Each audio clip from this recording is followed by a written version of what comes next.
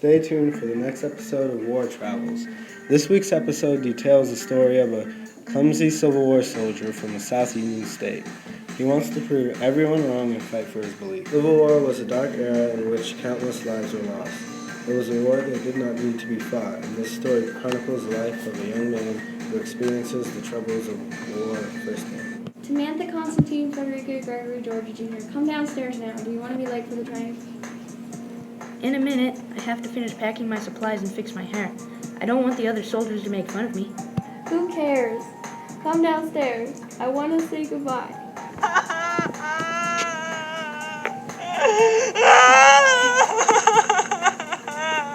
Mom, you don't have to worry. I'll be fine. I'm 18 years old, practically a grown man. Ow! I can handle a battlefield. That's what your father said, and look where he ended up, dead.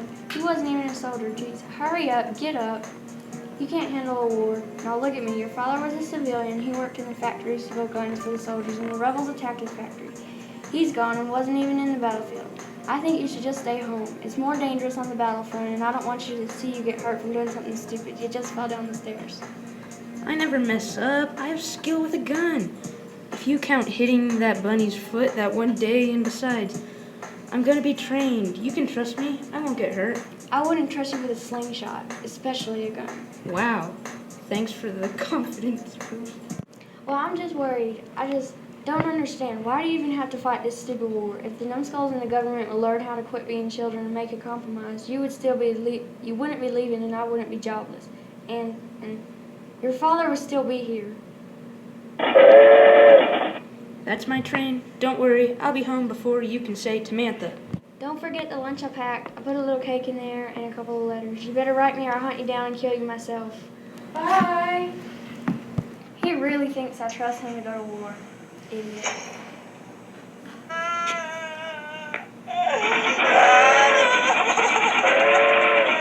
Little Timmy boards the train, trips and falls on his face. I do not know if he will survive at this rate.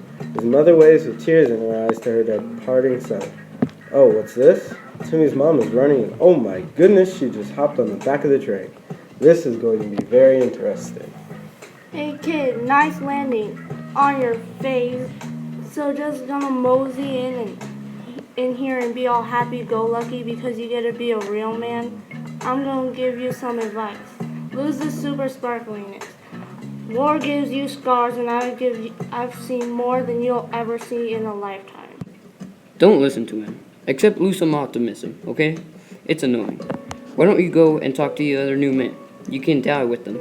I've been general and a key soldier in many victories. I've seen the Battle of Bull Run, and I've seen it all. I know techniques you will never know existed. Really? Don't listen to him. He's too obsessed with how well he's contributed and seen to be liable.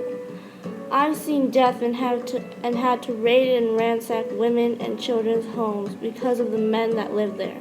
You can never unsee the fatigue and hunger after the siege of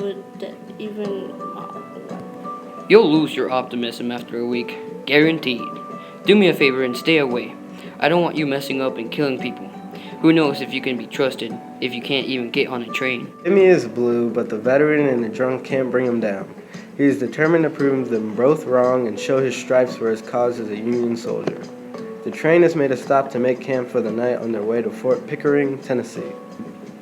Surprise, everyone! Get up!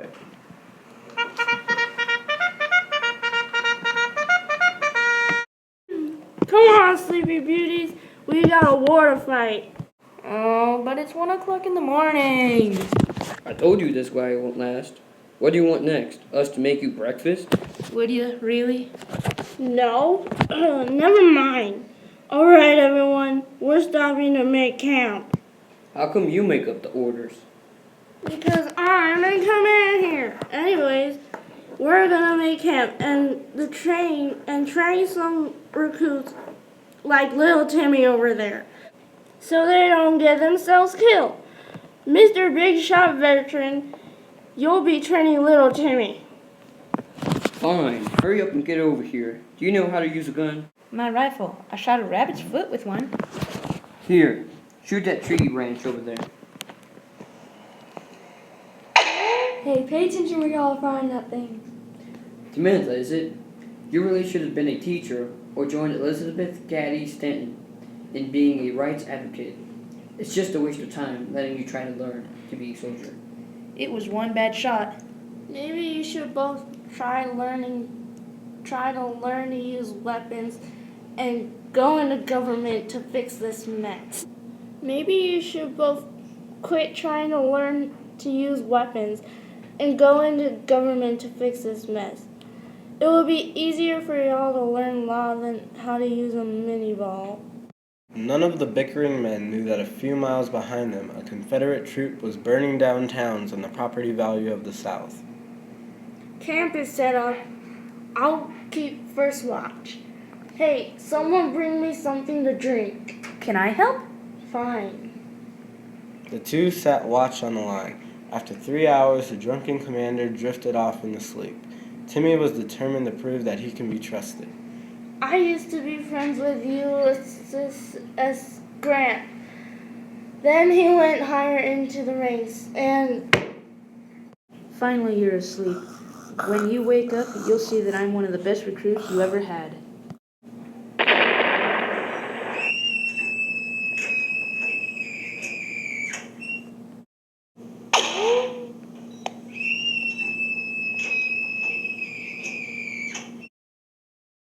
And there goes Timmy's pride.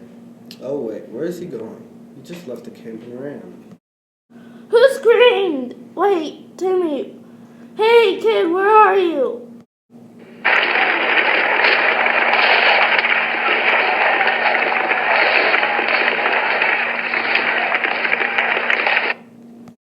It just got really hot. Is that Timmy? No! Ah, help! The kid just threw a grenade at some people behind me. Ah, my arm! Upon hearing this, Timmy ran back and looked straight into a forest fire that he created. He didn't know this at the time, but he just lost South Carolina $350 million in property. Nurse, help! Here, let me help you. Ow! Quit dragging me on the rocks, kid. You almost blew off my arm. They slowly entered the nurses' tent. This regiment was short on female nurses, so a man took charge. Ew, ew, ew, there's so much blood. Put him over there. Kid, grab me a bucket and fill it with cold water. Hurry up and bring a needle. I'm gonna have to stitch it up. What? Just hurry up and bring me the drugs. It hurts. The Italian nurse slowly washes the wound with some water. He grabs some thread and stitches the gash in the veteran's arm. He tries to distract the veteran and make him stop crying by telling jokes. My name is Sergio Fabiano Santini. What is yours? Pain. Oh, and it's Michael. Michelle, it's such a shame. I've seen so many people die today. They're poor families, all the women and the children. I've had to let so many families down. It's Michael. 1 year later, the veteran has healed from his wound. He has once again returned to the battlefield. Little does this regiment know that they are about to enter the most famous battle of the war, the Battle of Gettysburg, 1863. You can do it. It was 30 feet away. You haven't changed in a year. What just happened? Hey, look, it's a pretty little. Looks like a cannon. Hey, little Timmy, bring it to me. You were demoted, remember? You said war scarred you for life, and that the battle scenes were too much to bear. Watch out, I see some of the rebels coming down the mountain. Alright, man, let's gear up and find a place to hide for an ambush. Hey, when you have nightmares of seeing your friends and comrades die, telegraph me for a solution, because I found mine. I swear, I've gone insane. Kid, are you gonna bring me that grenade or not? How did you even trust him to do that? He almost killed me last year. Ah, my arm! Look at it! Help me! Help! Hush, Private, before you blow our cover. Too late. Take me to the nurse now! On July 3rd, just 3 days after the beginning of the battle, Timmy had his arm amputated by the nurse and had a patch of skin replace part of his arms and create elbow stubs. He is stationed in the nurse tent for rehabilitation and is predicted to be better in 2 days. Hey, Timmy. What? Give me some space. I just got part of my arm amputated, and now I have a nub for an arm. Timantha ain't got no hand. Put your numb up in the air and... Be quiet. I'm back. Michelle, get out. Such a shame. This is the fourth time I've seen you this year. I'll let your mother know again. You should be there to support her. You hurt yourself so much it's unmanly. The government shouldn't waste billions of dollars on weapons, seeing as how many you ruined. Michael. Not true. It's not like I'm a casualty. I can't go into government and be in Congress to try and negotiate. This is a total war, and they need everyone they can Put your get. half arm down, please. Looks infected. I'm gonna have to rinse it. No, please don't. 5 months prior to the Battle of Gettysburg, President Abraham Lincoln issued the Emancipation Proclamation, which freed any and all slaves in the United States of America. Lincoln turned the war around and made it about slaves to gain European support. Even if we win the war, it won't stop the South from discrimination of slaves. Everyone knows that the KKK won't stop committing crimes. Timmy, you lived in the South State, right? Yes, but I didn't have any slaves. Why do you think I'm fighting for the Union? Right? I don't know. I just think that free slaves won't have the same standing in the South or economy if we win the war. It's going to take a lot of open-minded people and rights activists. It's going to take time. The band of soldiers go back to Fort Pickering in Tennessee. Little did anyone else know that Timmy's crazy mother had been following the soldiers around as a war nurse. She had just heard the news travel around that her son's arm had blown off, and it is an understatement to say that she was not happy. Timantha, why did you not tell me? Look at your arm. Sorry. I just didn't think it was extremely important. And the nurse said he sent a telegraph. I wasn't home to send a telegraph. I was helping your troop. You've been following me? 1 second, I'm coming over there. Oh, no. I'm coming over there. No, some soldiers are practicing their rounds, and you could get shot. Just 1 second. Guess I should have listened. Ow. Help, I've fallen and I can't get up. No, you can't die. Nurse! Dad is gone, and now you're gonna leave too. It's okay. You have Michelle. He doesn't like me. Don't go. I don't have a choice. Quit crying and get me some bacon. I want this to be the last thing I have before our family gets torn apart by this war. Timmy's mother died later that night, but she went peacefully with her son and her favorite food. Several months later, on April 9th, 1865, the Civil War ended officially when General Robert E. Lee surrendered to Ulysses S. Grant at Appomattox Courthouse, Virginia. In the end, the South lost a fourth of its men of military age. A third of the South's livestock farmers were gone, hurting the agricultural economy greatly. If slaves were counted as human property, then the South lost $2.5 billion, and the workforce was cut tremendously. A century and a half later, there may not be slavery and as much racism, but it still exists.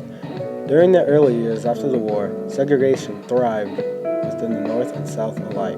Many escaped slavery only to become butlers and cleaners with a much lower pay.